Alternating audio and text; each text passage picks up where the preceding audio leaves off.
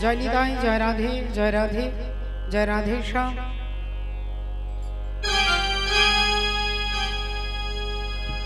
श्री गुरु निताई गौर सीतानाथ ब्रह्मानंदे हरि हरि हरि बोल।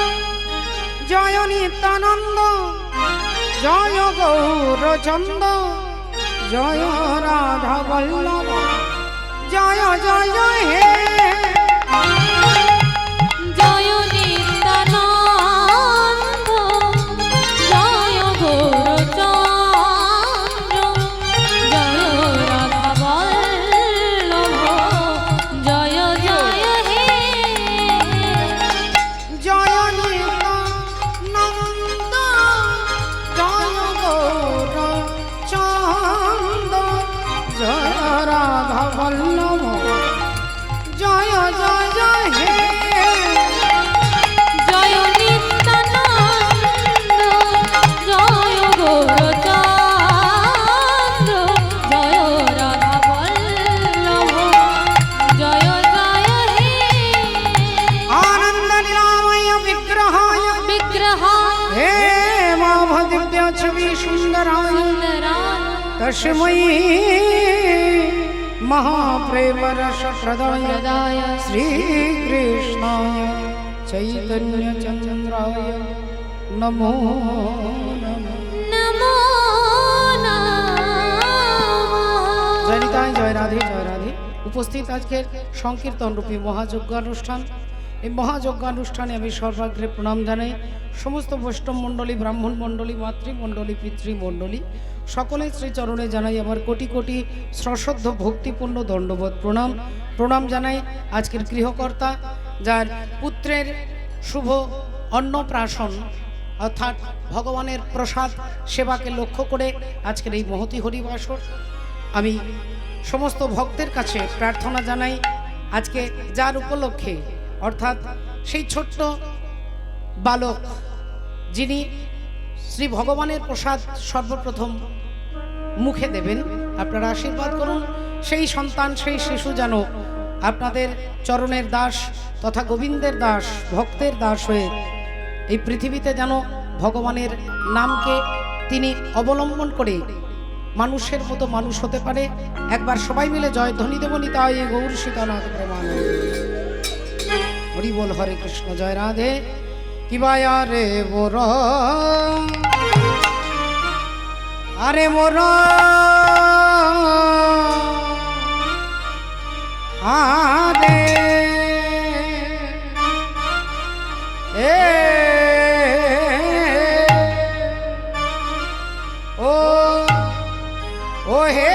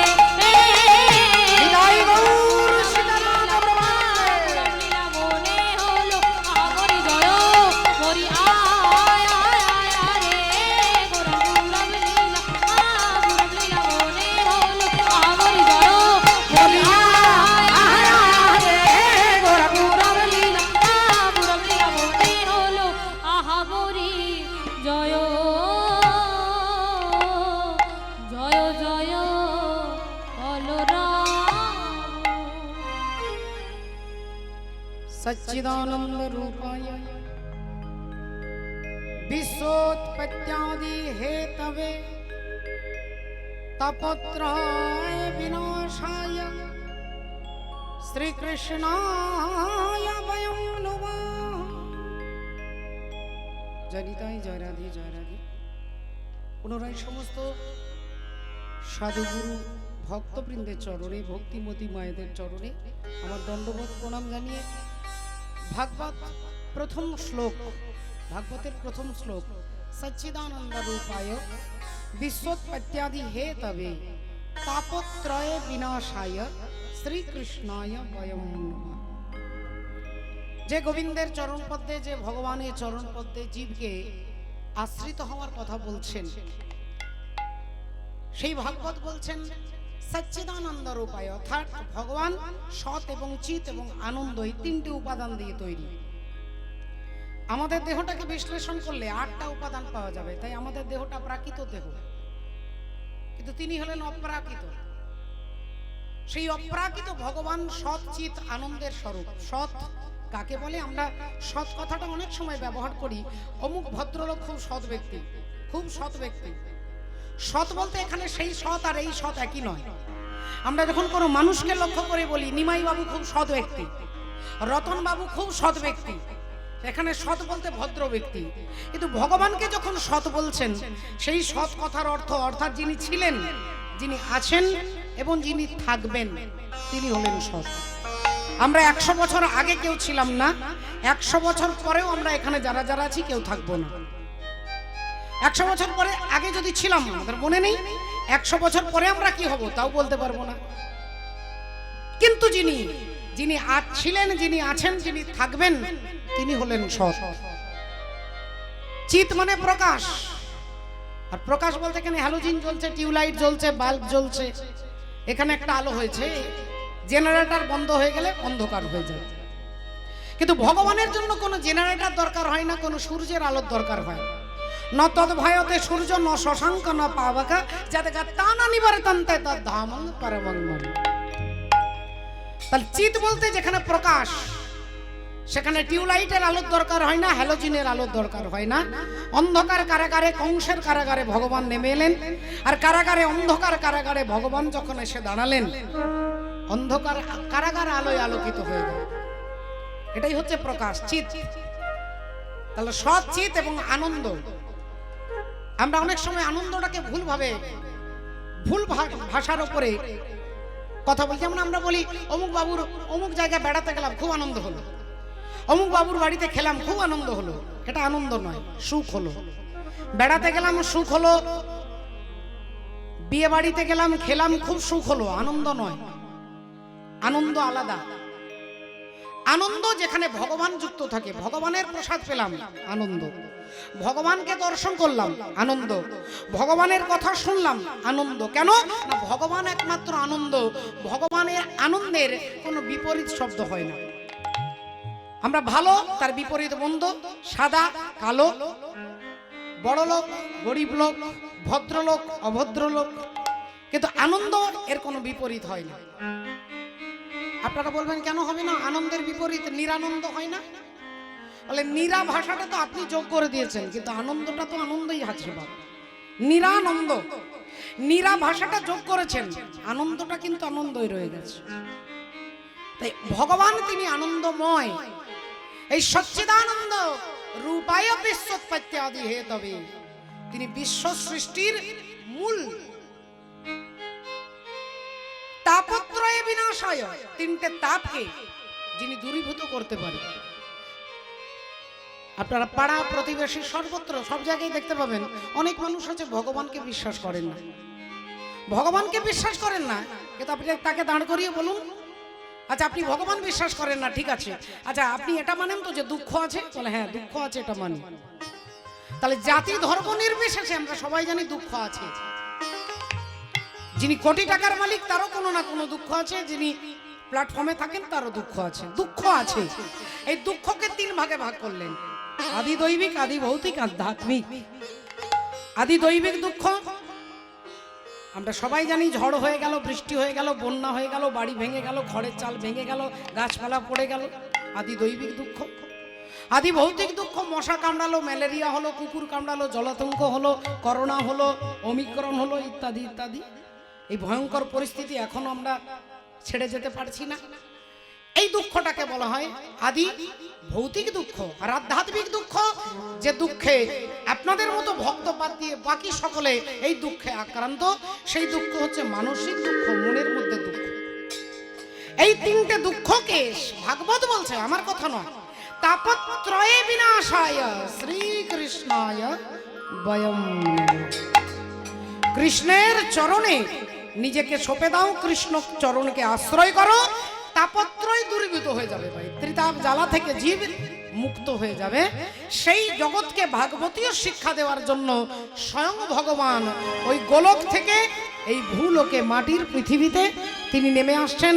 নাম কি না, তিনি হলেন আনন্দ লীলাময় বিগ্রহায় হেমাভদিব্যচ্ছবি সুন্দরায় তস্मै মহাপ্রেম রস প্রদায় চৈতন্য চন্দ্রায় নমঃ। হরি হরি বল। সেই চৈতন্য মহাপ্রভু আমাদেরকে আনন্দ দেওয়ার জন্য, ভগবানের কাছে কিভাবে যেতে হবে জানানোর জন্য নেমে আসছেন। পদকর্তা কি বলছেন এক পাশে দাঁড়িয়ে? পদকর্তা বলছেন, জয় জয় কলরব নদিয়া নগরে জনমল ভিল গোরা শচির উদরে। আজি জয় জয় জয় জয় কলরব।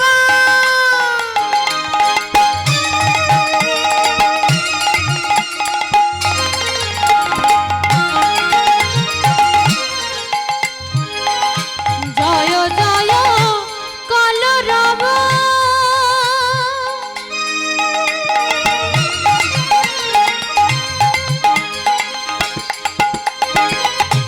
নদিয়া নগরে জয় জয় কলরব।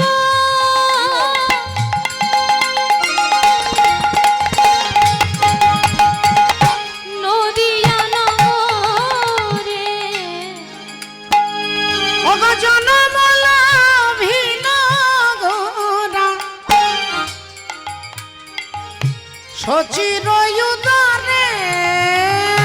জনমল ভিল গোরা শচির উদরে। অগজনমল ভিন গোরা শচির উদরে।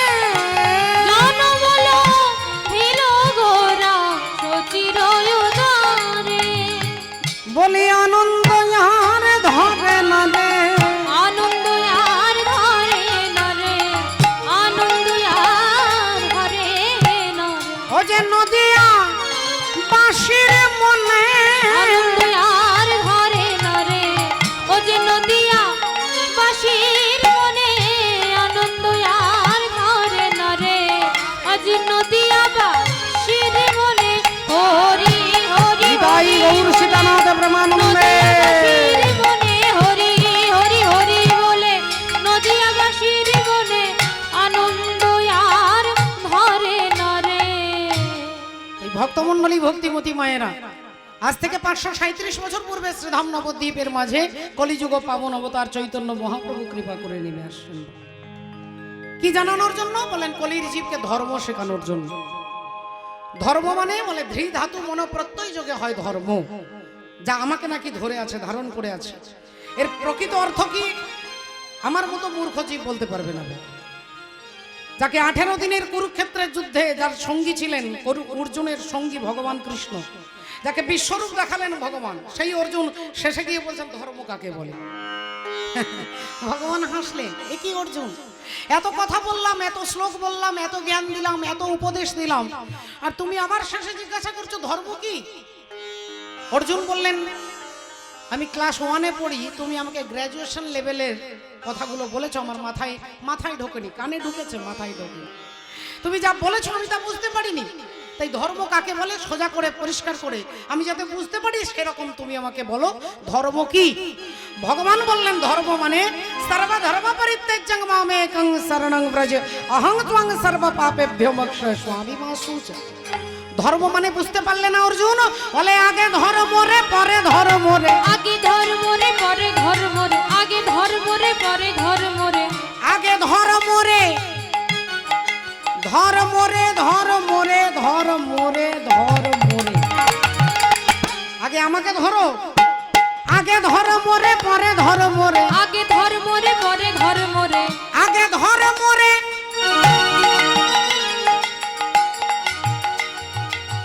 আগে ধর মোরে ধর মোরে, আগে ধর মোরে পরে ধর মোরে, ওরে আগে ধর মোরে পরে ধর মোরে, আগে ধর মোরে পরে ধর মোরে। ভক্তমণ্ডলী ভক্তিমতী মায়েরা সেই কারণে বললেন আগে আমাকে ধরো, তাহলে বুঝতে পারবে।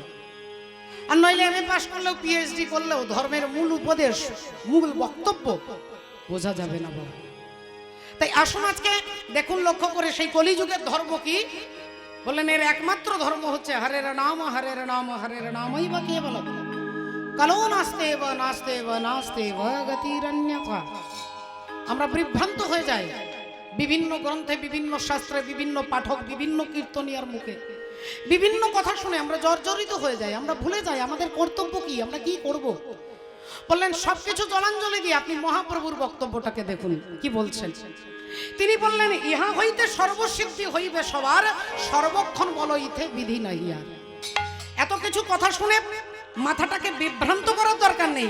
তুমি শুধু হরি নাম করো, এই নাম করতে করতে তোমার মধ্যে আসল চৈতন্য, আসল জ্ঞান, আসল উপদেশ তুমি নিজে নিজে অনুভব করতে পারো। হরি বল হরে। এ ভিন্ন তোমাকে, তুমি তোমার বিভ্রান্ত থেকে, তুমি রাস্তা থেকে অন্য রাস্তায় বিভ্রান্ত হয়ে যাবার রাস্তা হাজার হাজার রয়েছে। এক কীর্তনীয় বলছে আরেক রকম, আরেক কীর্তনীয় বলে আরেক রকম। তাহলে আমি করব কি? ভগবান বললেন হরি নাম করো, এই হরি নামই তোমাকে রাস্তাটা দেখিয়ে দেবে। আসুন লক্ষ্য করে দেখুন, আজকে পঞ্চপাণ্ডব সঙ্গে যাচ্ছেন, গভীর জঙ্গলে রাস্তা দিয়ে হাঁটছে। যেতে যেতে ধর্মপুত্র যুধিষ্ঠির ভাই ভীমকে বললেন ভাই এক কাজ করো তো, প্রচন্ড পিপাসা পেয়েছে, একটু জল নিয়ে এসো। যুধিষ্ঠির দাদা বসলেন একটা ছায়া গাছের তলায়। আর অমনি ভীম বলল দাদা আমার বেশি সময় লাগবে না, এই গেলাম আর এই এলাম, তবে আমার হাতে তো গ্লাস নেই আর ঘটিও নেই, জলটা আনবো কোথা থেকে? দাদা বললেন তোর এই উত্তরীয়টা ভেজাবি জলে, আর ভেজালে কাপড়টা ভিজে গেলে এবার নিংড়ে দিবি, জলটা বেরিয়ে যাবে, কেমন? ভীম ছুটলেন জল আনতে, আর ছুটতে ছুটতে ছুটতে আজকে ভগবানের মায়া দেখুন কোথাও আর জল নেই।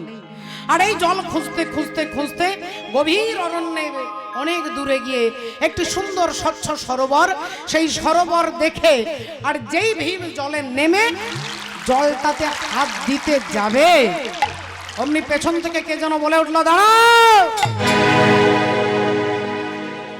দাঁড়াও। চমকে গেলেন ভীম। কে? কে? কাউকে দেখতে পাচ্ছি না। তুমি আমাকে দেখতে পাচ্ছ না, আমি তোমাকে দেখতে পাচ্ছি। এই জায়গা আমার জায়গা, এলাকা আমার এলাকা, এই সরোবর আমার সরোবর, এই জল আমার জল। তাই এই সরোবরে জল পান করতে গেলে, জলে হাত দিতে গেলে আমার চারটে প্রশ্নের উত্তর দিতে হবে। ভীম বললেন কি প্রশ্ন তোমার? না কাচ বার্তা কিমাশ্চর্য কো পন্থা কোশ্চ মোদতে মমৈতাং চতুর প্রশ্নান কথোজ্জিতং জলং পিবঃ। কি বার্তা, কি আশ্চর্য পথ বলি কারে, কোন জন সুখী হয় এই চরাচরে? চারটে প্রশ্নের উত্তর দিতে পারবে। ভীম বললেন তোমার প্রশ্নের উত্তর আমি দেবার প্রয়োজন মনে করি না, যেই জলে হাত দিয়েছ অমনি ভীমের মৃত্যু হয়ে গেছে। ভীমের মৃত্যু হয়ে গেছে, ভীম পড়ে আছে। অনেকক্ষণ পরে যুধিষ্ঠির দাদা অর্জুনকে পাঠালেন, যাও তো ভাই, ভীম গেল এখনো এলো না। বললো এই গেলাম আর এলাম, তাহলে কি কোনো বিপদ হলো?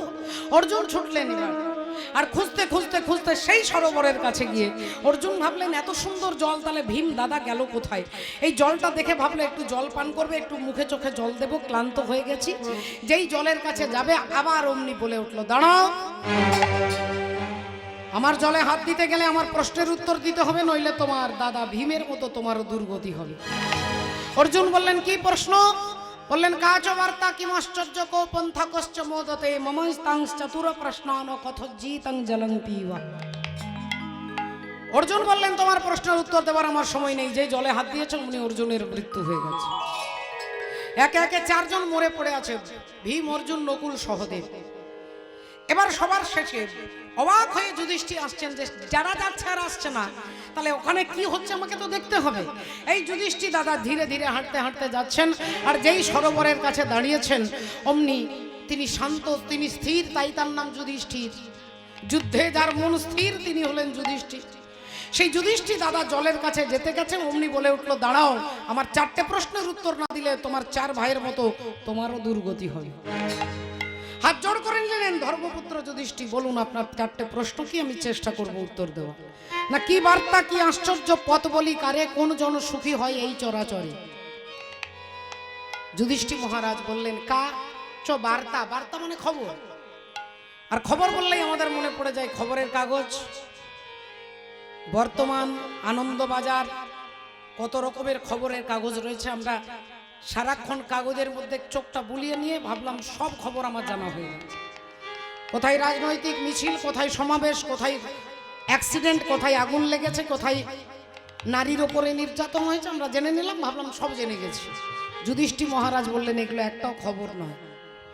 আসল খবরটা এড়িয়ে আমরা নকল খবরের দিকে চোখটা তাকিয়ে দেখি যদিও, কিন্তু আসল খবরটা কি বললেন, এই জগতে কেন এলাম আর এখান থেকে কিভাবে যাব।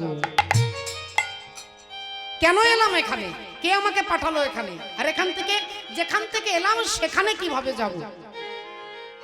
এটা হচ্ছে সব থেকে বড় খবর, যে খবরটার কথা আমার মতো মূর্খ জীব একবারের জন্য চিন্তা করি না বাবা।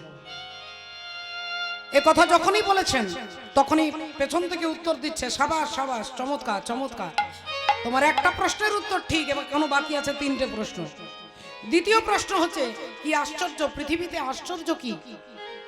যুধিষ্ঠির মহারাজ বললেন, এমনিতে অনেক আশ্চর্য আছে আমরা জানি, তার মধ্যে আমাদের পশ্চিমবঙ্গেই রয়েছে হাওড়ার ব্রিজ, ভারতে রয়েছে তাজমহল, চীনের প্রাচীর।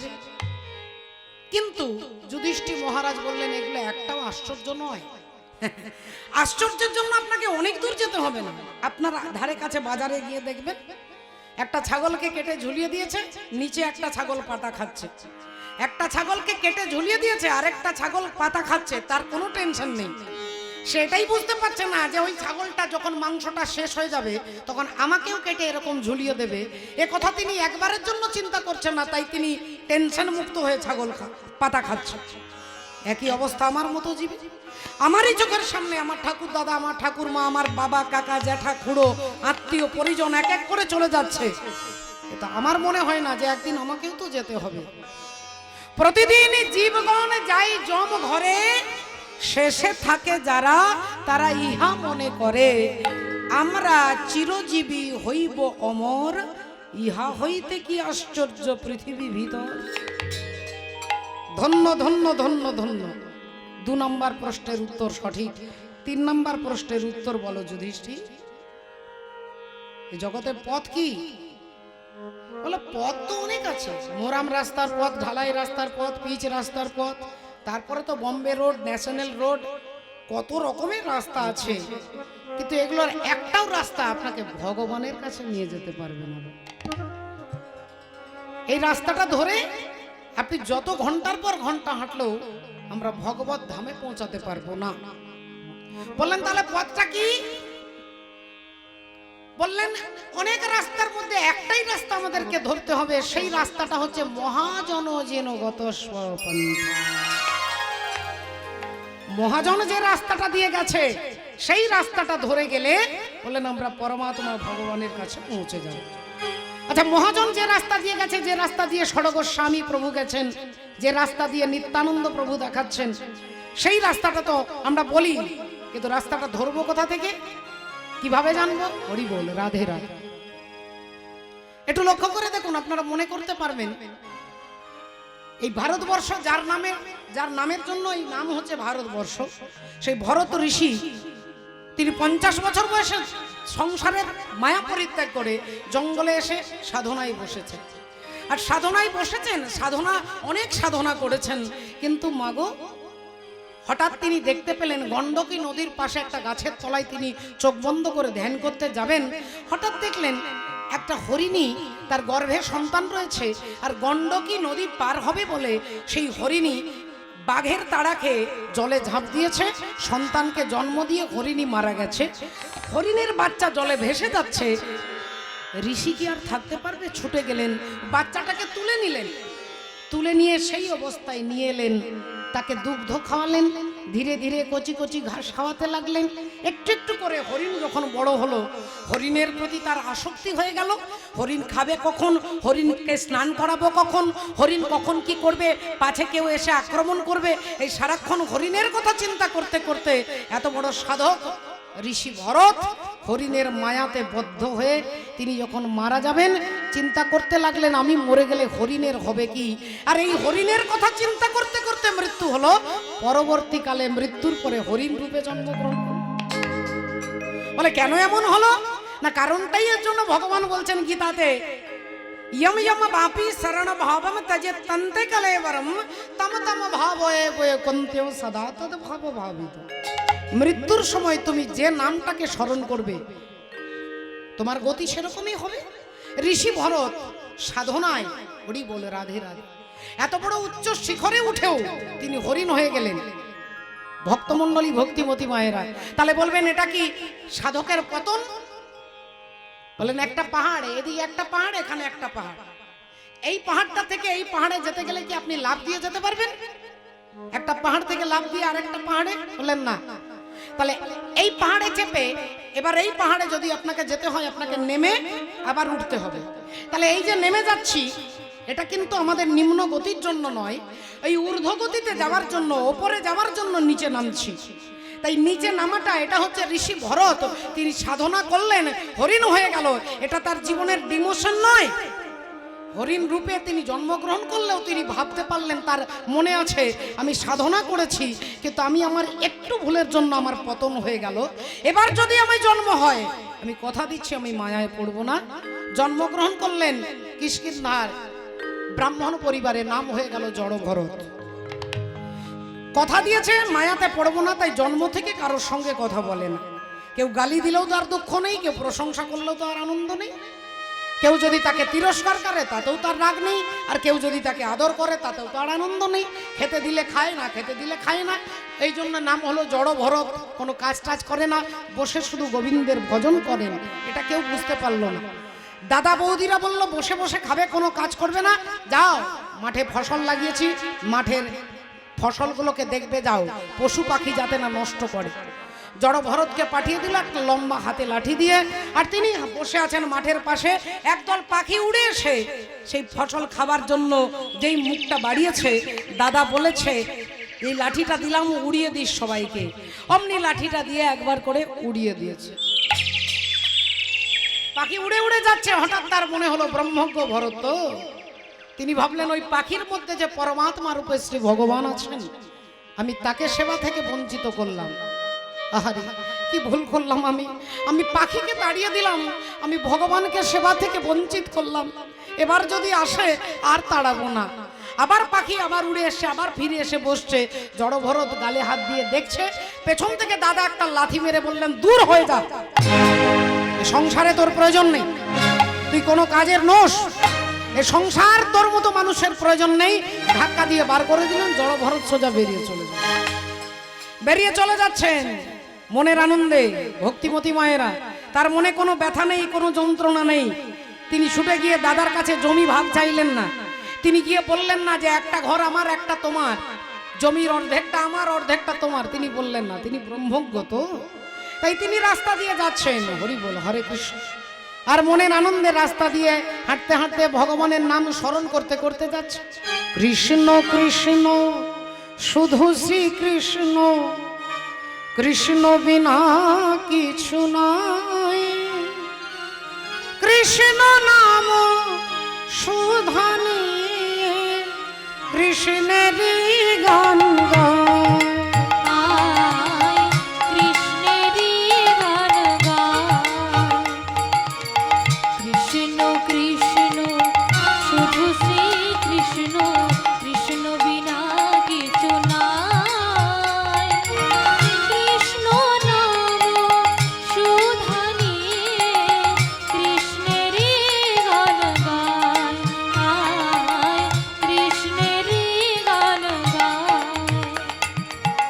কৃষ্ণ কৃষ্ণ শুধু শ্রী কৃষ্ণ, কৃষ্ণ বিনা কিছু নাই, কৃষ্ণ নাম সুধানি কৃষ্ণেরই গান গায়, কৃষ্ণেরই গান গায়। কৃষ্ণ কৃষ্ণ শুধু শ্রী কৃষ্ণ, কৃষ্ণ বিনা কিছু নাই। কৃষ্ণ নাম সুধানি কৃষ্ণেরই গান গায়, কৃষ্ণেরই গান গায়। গগনে গগনে কৃষ্ণ শ্রী রূপ শয়নে স্বপনে হেরি, নিশিত চন্দ্রে প্রভাত সূর্যে গাহিছে তারি বসরি। গগনে গগনে কৃষ্ণ শ্রীরূপ শয়নে স্বপনে হেরি, নিশিত চন্দ্রে প্রভাত সূর্যে গাহিছে তারে বাঁশুরি, গাহিছে তারে বাঁশুরি। কৃষ্ণ কৃষ্ণ শুধু শ্রী কৃষ্ণ, কৃষ্ণ বিনা কিছু নাই। কৃষ্ণ নাম সুধানি কৃষ্ণেরই গান গায়, কৃষ্ণেরই গান গায়। জয় নিতাই, জয় নিতাই, জয় নিতাই। সমাগত গৌর ভক্তগণের চরণে নিবেদন ও আমার মায়েদের চরণে নিবেদন, ছোট ছোট ভাই ও বোনদের আন্তরিক প্রীতি ভালোবাসা। যাও আজকে জয় যোধঘনেশ্যাম কালাচাঁদ গোস্বামী নিত্যধাম প্রাপ্ত, তার উদ্দেশ্যে একটি মাল্য দেওয়া হইল। জয় নিতাই,